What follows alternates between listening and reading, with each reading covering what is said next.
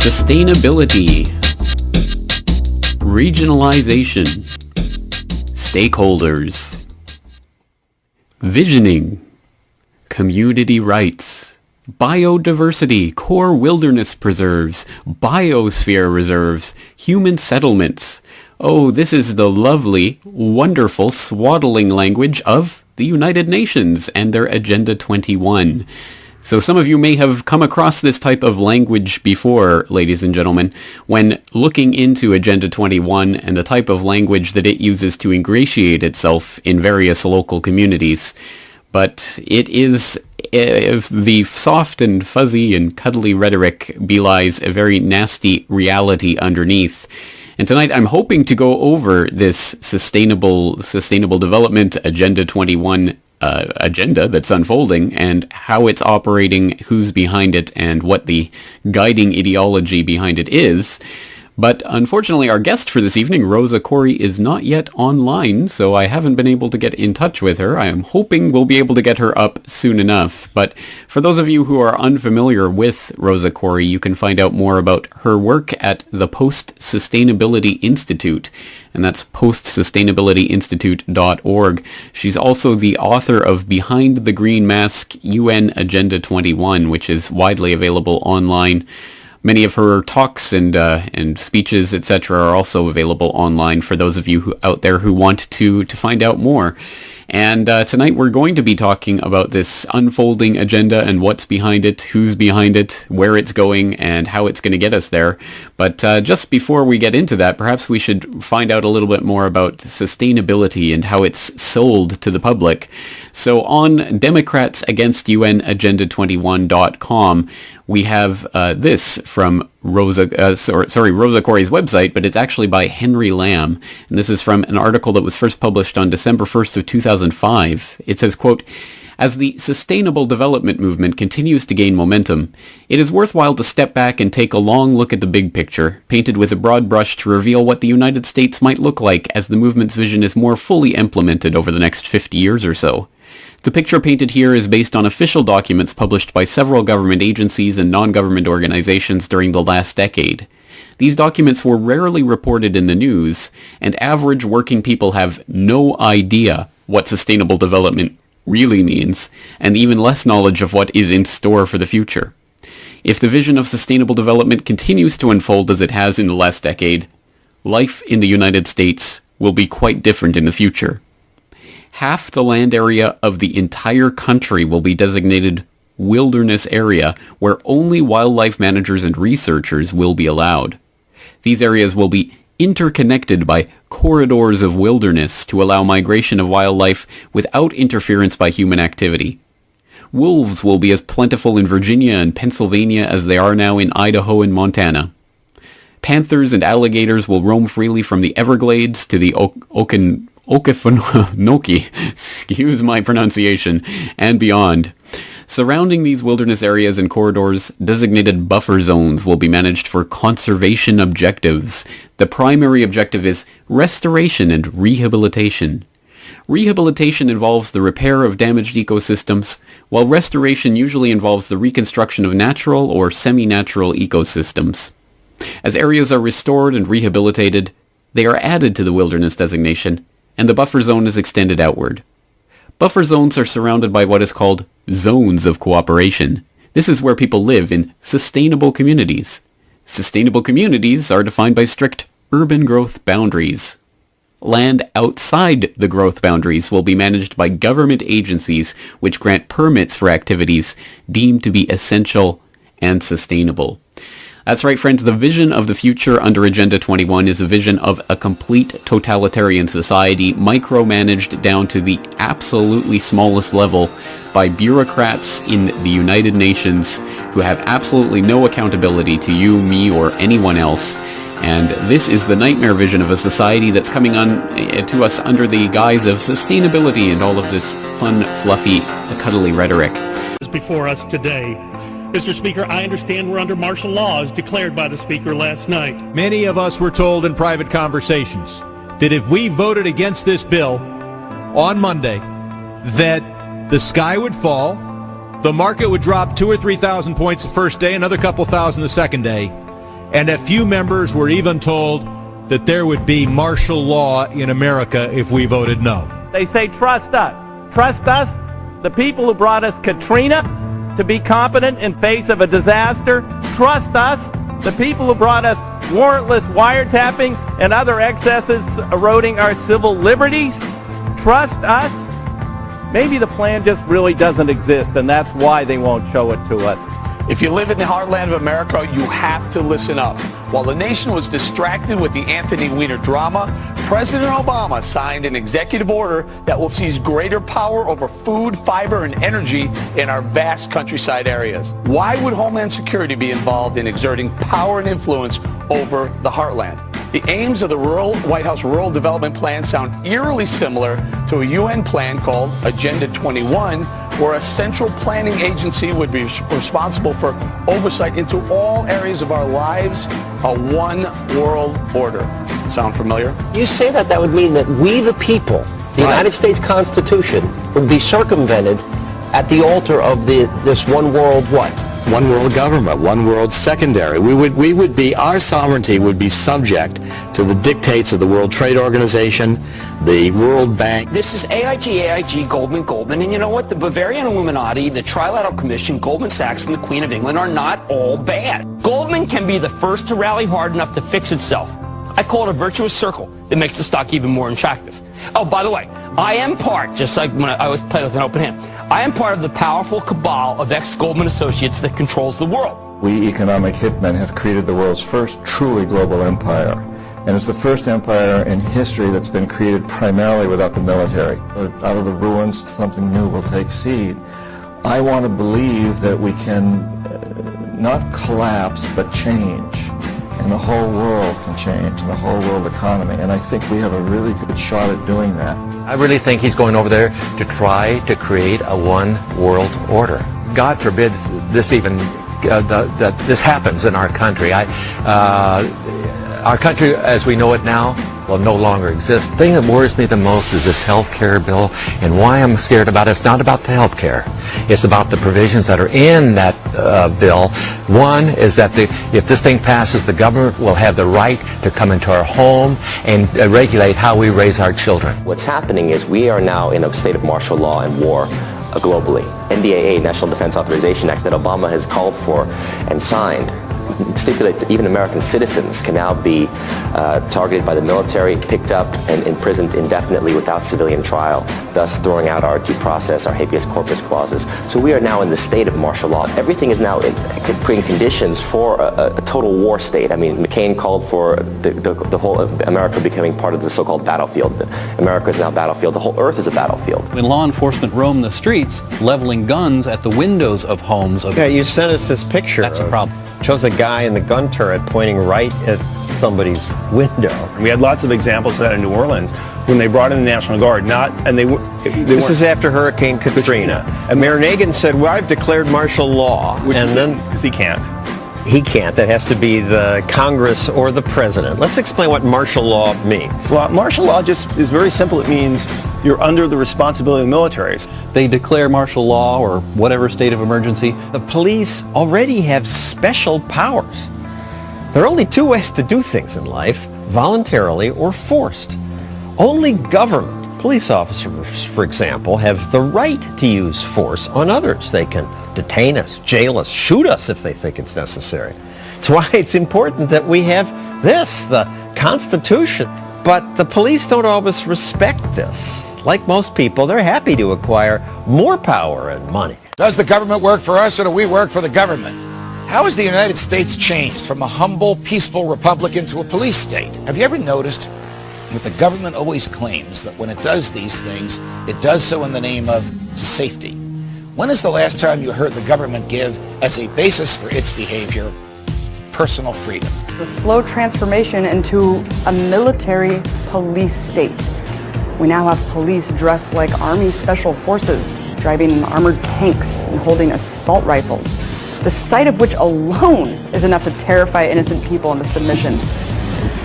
The militarization of local police departments is not only changing the way peaceful communities once looked, it's also bringing the battle mentality to our neighborhoods. We may not see police as a threat to us now. But when peace officers are geared up like soldiers, they'll eventually act like they're going to war. Who could want a government that punishes people for speech, that lets its own agents write their own search warrants, that fights wars just to keep the military-industrial complex busy, that debases all you own by printing worthless money and putting it into the stream of commerce, that gives away more than half the tax dollars it collects, and that, despite express provisions in the Constitution to the contrary, permits the president to lock up whoever he wants and to throw away the key. Whether you believe that we are the highest order of natural selection, or whether you believe, as I do, that we were created by God in his image and likeness, you know in your heart that these natural yearnings, as St. Thomas Aquinas and Thomas Jefferson called them, are our natural rights, are a part of our humanity, and cannot long be denied us. And yet, they have been denied. America, the greatest losses to our freedom have come not from someone attacking us, but from the government ignoring the Constitution and the majority letting them get away with it. And we should make the government afraid of us. Afraid of us. Rosa Koire, author of Behind the Green Mask, and talking about the UN Agenda 21 and what is really behind it. Rosa Koire, it's great to have you on the program. Thanks for joining us tonight. Thanks so much, James. Well, perhaps we can start off for the benefit of the listeners out there who are encountering you for the first time or are unfamiliar with your work. Let's just hear a little bit about yourself and how you got interested in researching UN Agenda 21. Well, I'm a professional appraiser, a commercial appraiser. I was a district branch chief for the California Department of Transportation for about 30 years and an expert witness, testifying in land use and land value. And about 10 or so years ago, I found that it was pretty difficult to determine what property was worth because people were being restricted in what they could do with their property. And around that same time, I was elected to an oversight committee on a redevelopment project, a huge project, and I researched it and found that it was fraudulent. So we sued to stop that, and while doing the research to find out what was behind that redevelopment project, I found United Nations Agenda 21, Sustainable Development. Well, let's talk about your book and how that came together and the type of research that you've done over the preceding years into this agenda. The book is, basically I wrote the book because I am traveling all over the United States and I just simply wasn't able to go everywhere. And I had the information and was able to put it together in a way that's very clear and understandable, and it's a quick, short read. And in that way, I was able to reach a lot more people because United Nations Agenda 21 Sustainable Development is a global plan, but it's implemented locally. So this is really important because it doesn't come called Agenda 21, so you have to know what it looks like in your town to be able to recognize it. Well, that's right. In fact, every time we have someone on to talk about Agenda 21, it's everyone has their own way of summing up what that is and how it's unfolding. So what's your take on what is United Nations Agenda 21? Agenda 21 is the action plan. It's the blueprint to inventory and control all land, all water, all plants, all minerals, all animals, all construction, all means of production, all information, all energy, all education, and all human beings in the world. That's it. It's totally comprehensive. It's so comprehensive. It goes into so many different aspects of everyone's everyday life that it's staggering to think that so few people actually have even heard of this Agenda 21, let alone know what it is. How can it function so that it maintains that level of secrecy while being completely out in the open? Yeah, it's brilliant. It's a stealth plan and it's operating in plain sight. And that is because it's called by so many different names. You'll see it in your town as a regional plan, generally as One Bay Area or Vision 2025 or Our Future 2050, something like that. Because what it is, the plan was signed onto. It was an actual United Nations agreement signed onto in 1992 by our president, George H.W. Bush, along with 178 other national leaders. And you're going to hear that it's an old, dusty plan, that it's not binding, that it has no impact on you. That's a lie. the truth is that it was brought back to the United States through the President's Council on Sustainable Development back in 1993, and all federal agencies changed their policies to conform with United Nations Agenda 21 Sustainable Development. That's right. Well, let's go back to some of the beginnings of this, because as you indicate, it was first signed as an agreement in 1992 at the Rio Earth Summit, but it has its roots in policies that go back at least to the 1970s. Let's talk a little bit about the history of these ideas of sustainable development and how they came together. Yeah, it's great. You know, it's the kind of thing that you think to yourself, well, how could I be against sustainability? Just sounds so great. I mean, who wants to be unsustainable? And of course, that term, sustainable development, is a term that comes right out of the United Nations, 1987, the Brundtland Commission, World Commission on Environment and Development, and they wrote a book called Our Common Future. And in that, the term sustainable development was first coined, formally given a definition, and that is development that meets the needs of the present without compromising the ability of future generations to meet their needs. Sounds great, right? But this has its roots in prior meetings of the United Nations in 1972 and then again in 1976. The Habitat 1 and 2 determined that land, privately owned land, is actually a threat to the equity, social equity of people on the planet. And this is a very vital part of United Nations Agenda 21 because it actually is an attack on private property ownership. And also, you have to remember that we ourselves are our own most important private property. And this plan actually enables domestic surveillance, the National Defense Authorization Act, drones, and control of all of our activities on the planet.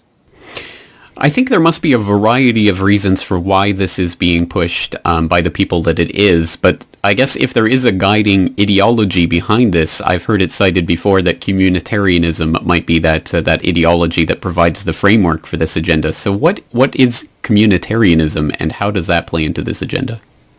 Communitarianism says that it's an ideology, it's a political and social philosophy, and it says that the rights of the individual need to be balanced with the rights of the community.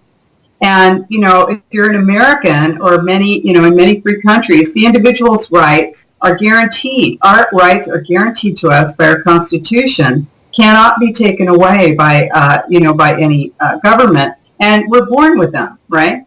But if you balance the rights of the individual with the rights of the community, those community rights are not delineated. They can change at any time. They are, depending on who the ruler or government is, and they always have greater weight than the weight of the individual. That means that you're always going to see that the individual's rights are a threat to the community, and in this case, we're talking about the global community. Well, that's right, and it does kind of flip the idea of rights on its head. The rights that are enshrined, for example, in the Bill of Rights, or even the ones that they pay lip service to in the Universal Declaration of Human Rights, are all guarantees of individual rights and liberties. But somehow now we're expected to take on board the idea that there are communal rights that somehow supersede those of the individual. So where does this idea come from, and who are the types of people who are pushing this? Well, this is an ideology that, you can go back to the Fabian socialists in the 1800s, if you want to, if you're interested in doing, sort of a theoretical search on the development of this plan. But it goes back further. Obviously, it goes back to any ideology that instates a dictatorship or an oligarchy. But in our case, because we are a free nation, it needs to have the trappings of a socially acceptable philosophy, and that's where communitarianism comes in, because what we're talking about here is the 3 E's: environment, economy, and equity, social equity. That's, when you see those 3 circles, the image of United Nations Agenda 21, it looks like a Venn diagram, and where economy, ecology, and social equity come together, that's, sustainable development, that's sustainable. But equity is a very vital part of this, because this is the illusion, is that you're going to have, a balanced world where everyone is going to, no one's going to have too much. Everyone, the super wealthy 1% is going to go away. And, the poor will all have plenty of food and water and everything else that they need. But the concept, that's sort of the overarching concept. That's the green mask, as I call it. That's one of the reasons I call my book Behind the Green Mask. Because, in fact, what this does is it enables total takeover of our resources, both natural and human, by those who want to totally control the earth. Well, let's talk about some of those people who want to totally control the earth, and some of the people who have been instrumental in this agenda. Of course, people like Maurice Strong were instrumental in the 1992 Rio Earth Summit. Who are some of the figures who have been spearheading this Agenda 21 agenda? Mm-hmm. Well, obviously, we're going to have the ultra-wealthy and those who, through hereditary ownership of property or a huge amount of the world, the ruling royalty classes, particularly the English, who own a huge amount of the world. The Catholic Church owns a tremendous amount of the world, the Vatican. But, I think, and obviously we're talking about Maurice Strong. He's extremely wealthy. He owns one of the largest aquifers in the North American continent underneath the Baca, which is below the Sangre de Cristo Mountains in Colorado.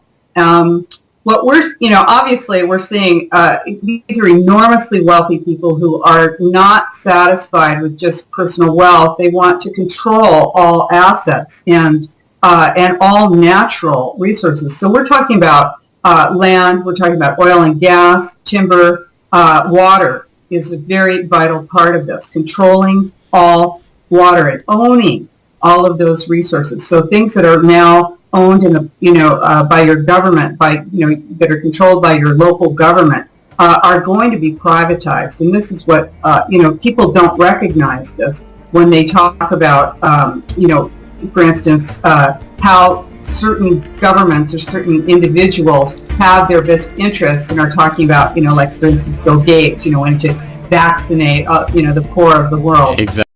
General Dempsey, you in one of your criteria for determining what we might do militarily, you say you have to ask the question whether the action is worth the cost and is consistent with law. What law does the United States military look to? Yeah, if I could, since I'd like to address both because they are related. So cost, resources, risk incurred elsewhere by the use of force one other place. So, it's a zero-sum game. We take them from someplace else, we use them for how long, and that's the kind of issue of cost. Is it? And, of course, in blood and treasure. The issue of legal basis is important, though.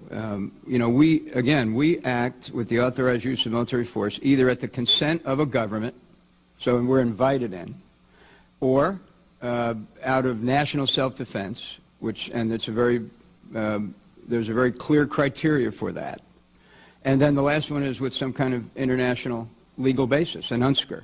Wait a minute. Let's talk about an international legal basis. You answer under the Constitution to the United States government, do you not? And you don't need any international support before you would carry out a military operation authorized by the commander-in-chief. No, of course not. That's the second one I mentioned. I just want to know that because there's a lot of references in here to international matters before we make a decision. And I want to be sure that the United States military understands, and I know you do, that we're not dependent on a NATO resolution or a UN resolution to execute policies consistent with the national security of the United States. Now, Secretary Pinella, you, in your talk, in your remarks, you talk about first, we're working to increase diplomatic isolation and encouraging other countries to join the European Union and Arab League in imposing sanctions. And then you note that China and Russia have repeatedly blocked the UN Security Council from taking action. Are you saying, and is the President taking the position, he would not act if it was in our interest to do so if the UN Security Council did not agree? When it comes to the kind of military action where we want to build a coalition and work with our international partners, then obviously we would like to have some kind of legal basis on which to do it, as we did in Libya. Now, some sort of legal basis. We worried about international legal basis, but nobody worried about the fundamental constitutional legal basis that this Congress has over war. We were not asked, stunningly, in direct violation of the War Powers Act, whether or not you believe it's constitution. It certainly didn't comply with it. We spent our time worrying about the UN, the Arab League, NATO, and too little time, in my opinion, worrying about the elected representatives of the United States. Do you think that you can act without Congress to initiate a no-fly zone in Syria without congressional approval?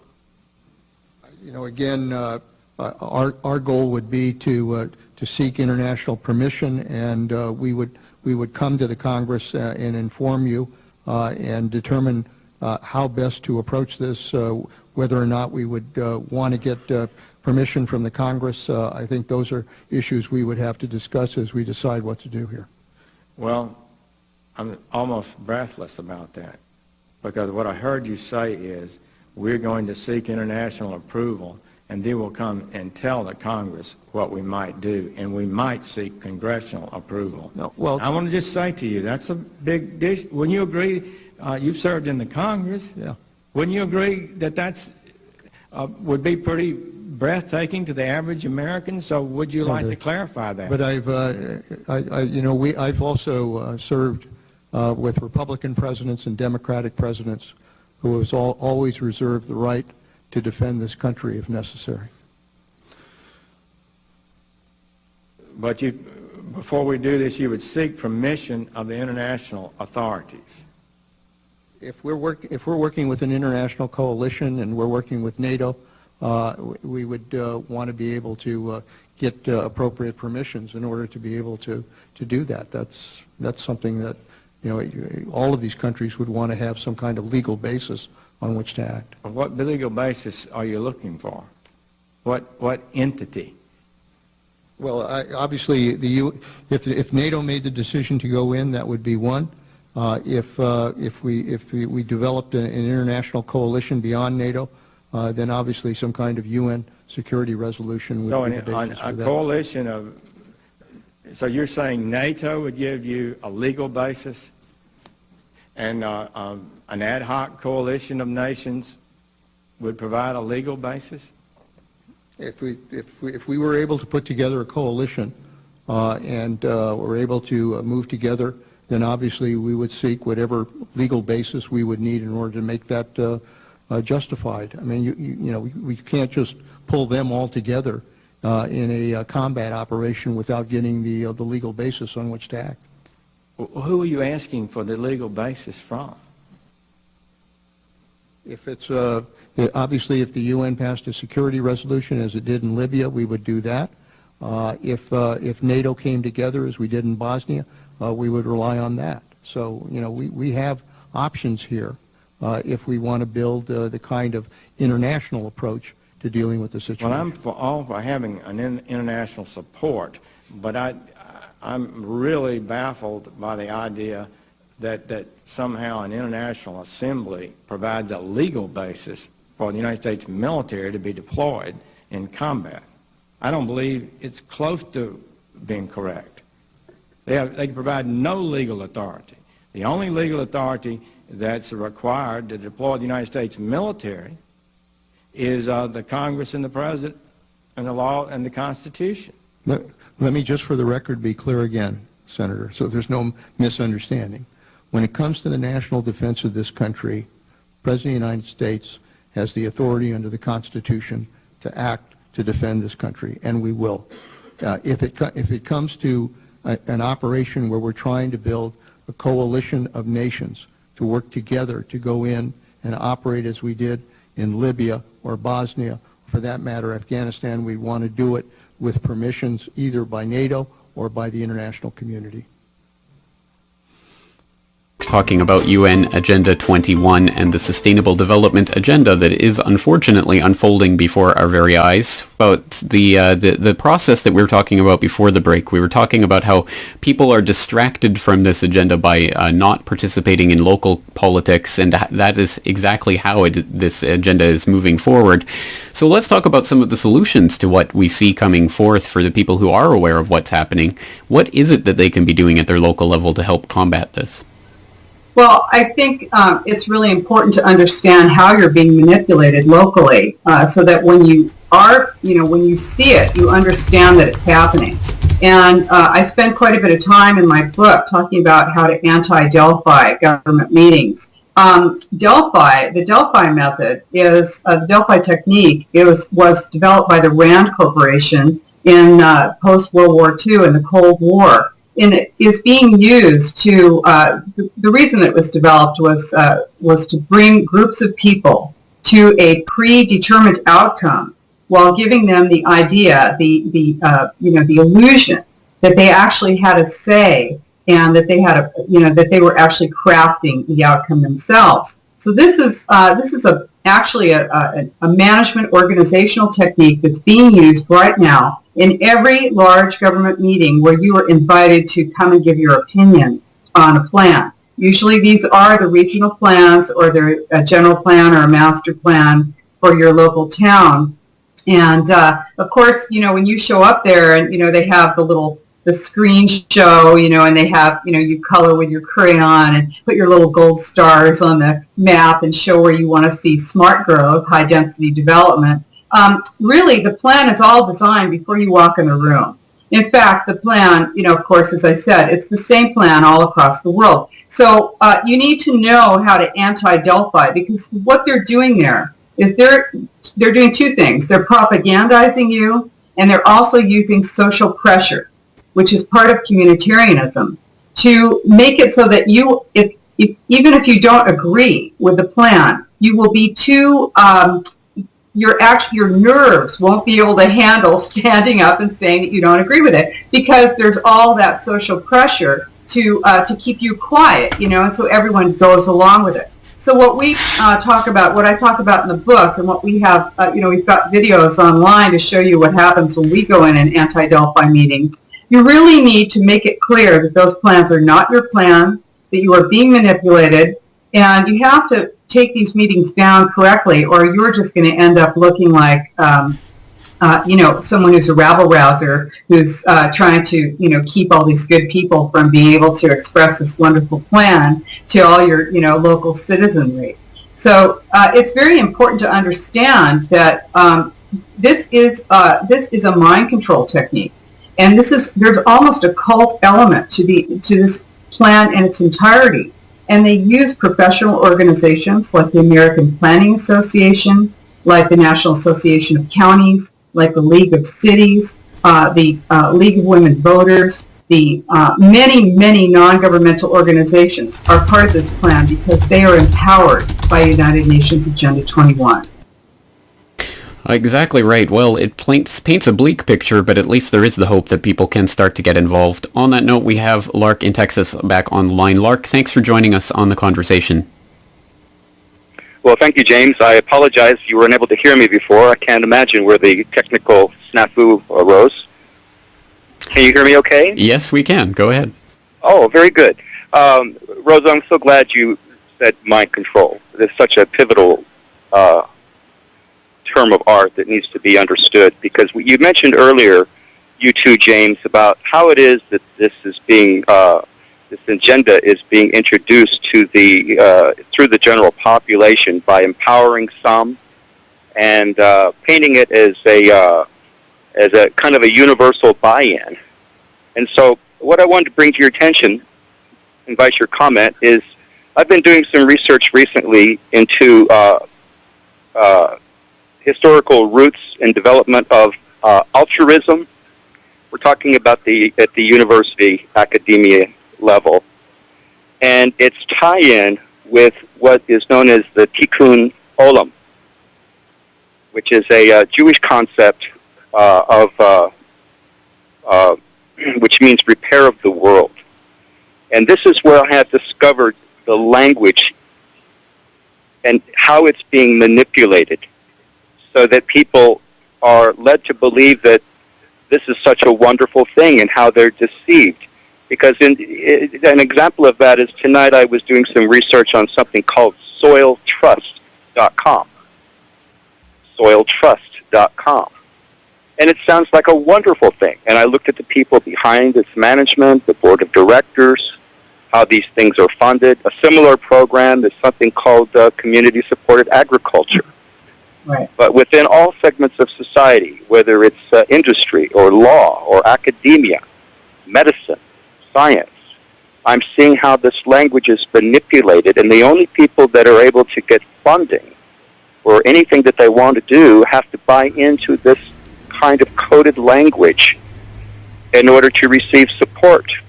Right. Any it's comments? like it's displaying the gang symbols in order to get the gang funding. I think that must be part of it. Well, Rosa, your thoughts on that? Well, Tikkun Olam is it's about doing for the world.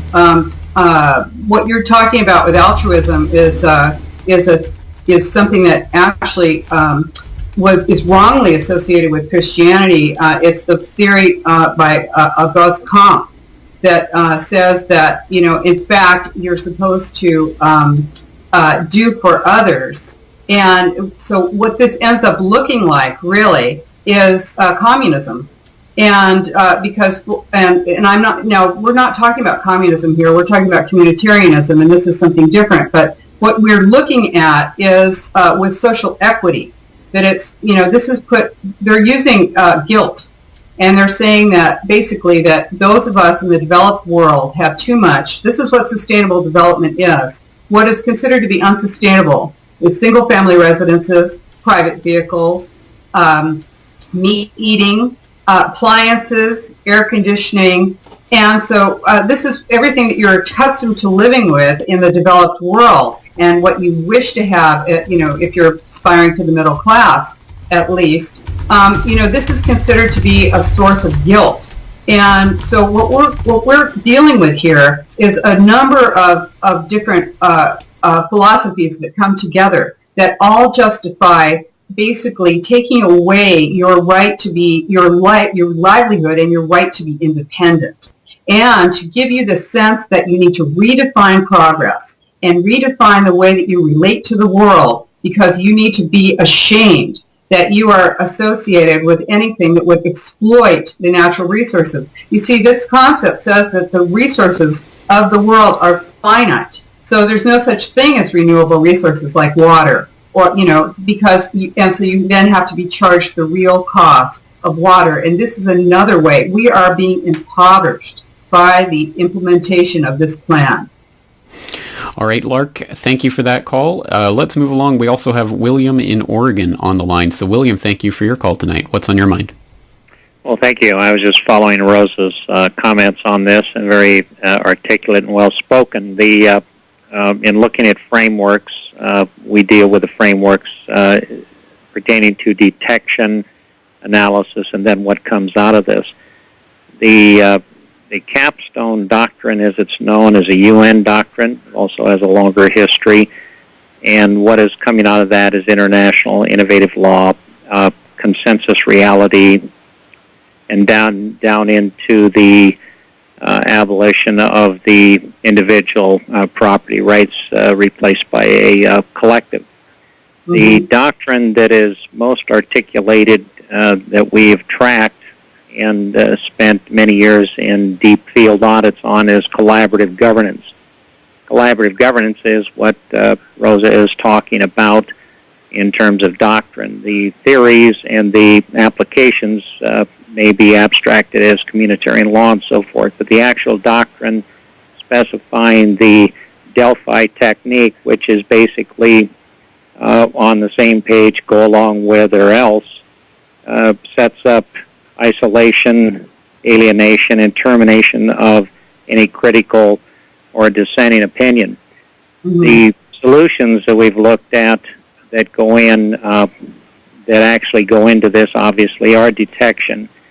The Achilles heels of the collaborative movement, and it is called the collaborative movement, is the non-disclosure aspect of their contracting processes. In other words, you have a lot of so-called green EnviroPACs, political action committees, that are safeguarded by a contracting secrecy arrangement. They call it spirit of confidentiality.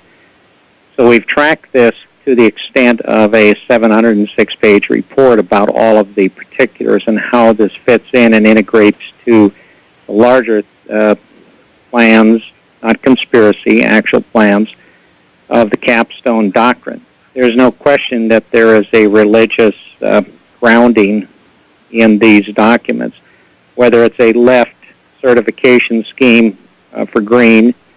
They believe in the precautionary principle, which means you don't have any data to make a decision from. All right, let's get Rosa's comments on this. So your take on this collaborative governance idea, Rosa. Because I really appreciate hers. Yeah, thank you. Thank you for that. It was excellent. Let me just, there's a lot there, and of course, I do actually go into all of this in my book. One thing, I was in an international conference this past June, and one of the other speakers was President Václav Klaus of the Czech Republic. And what he said was that, of course, the Czech Republic, the Czechs, did everything that they could to get out from under the Soviet Union. They emerged free and, against his wishes, joined the EU, the European Union. And he said, of course, now they're under the control of Brussels. And what we're talking about, of course, you have, non-governmental organizations are vital to this plan, because they are actually, this is the way the circle goes around, is that they influence government funds them, they are also funded and influenced by corporations, and they make contractual agreements, so they have interwoven systems with local governments. And ultimately what we're talking about is empowering local government and then moving that empowerment into a regional cycle. So this is I'd like to get into ICLEI, International Council on Local Environmental